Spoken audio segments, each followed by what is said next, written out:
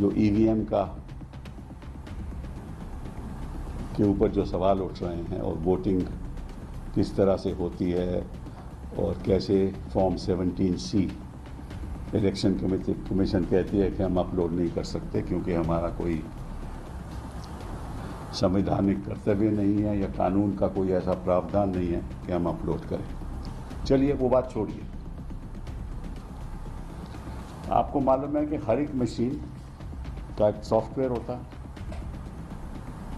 जो कैलकुलेट करता है कि कब फ़ोन आया कब नहीं आया। ये आपका मोबाइल फ़ोन है, इसका भी दो सिस्टम्स हैं जिसको हम बोलते हैं ऑपरेटिंग सिस्टम। ये हर एक मशीन का ऑपरेटिंग सिस्टम होता है, या तो एंड्रॉयड है या iOS ऑपरेटिंग सिस्टम है जिसको हम सॉफ्टवेयर बोलते हैं। अगर आपका पर्सनल कंप्यूटर है तो जो विंडो है वो आपका ऑपरेटिंग सिस्टम है। तो हर मशीन का एक ऑपरेटिंग सिस्टम होता है और वो ऑपरेटिंग सिस्टम सॉफ्टवेयर क्या करता है, सारी एक्टिविटीज़ मशीन की वो रिकॉर्ड करता है।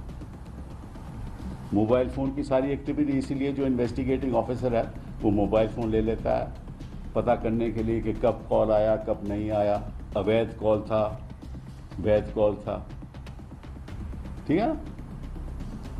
तो वो सारा उसका रिकॉर्ड भी रखता है। तो निश्चित रूप से इस मशीन का भी रिकॉर्ड है। ये तो है नहीं कि इस मशीन का कोई रिकॉर्ड नहीं, हर एक मशीन का रिकॉर्ड होता है। इसको बोलते हैं एक्टिविटीज लॉग्स। लॉग होता है आपके मोबाइल फोन में, लॉग क्या है, किस टाइम कॉल आया, वो सब लॉग्ड है। जैसे हम अस्पताल में जाएं तो MRI होता है ना, तो MRI सब लॉग होता है, वो भी मशीन है। तो ये लॉग को हिफाजत से रखना चाहिए। ये लॉग से पता चल जाएगा किस किस्म वोटिंग खत्म हुई, किस वक्त वोटिंग खत्म हुई, क्या वोट वैध थे या अवैध थे, ये भी पता चल जाएगा। और ये बताएंगे कि किस टाइम कब वोटिंग हुई। अगर 6 बजे वोटिंग बंद होती है तो कैसे वहां वोटिंग हुई 5 से 6 बजे तक।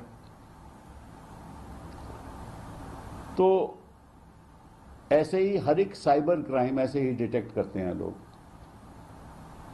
कि कौन सी धांधलेबाजी हो रही है, कैसे हो रही है। तो ये एक मैं समझता हूं कि एविडेंस है जो हिफाजत से रखनी चाहिए। इलेक्शन कमीशन 30 दिन के लिए ये डेटा रखते हैं, 30 दिन के बाद गायब हो जाएगा।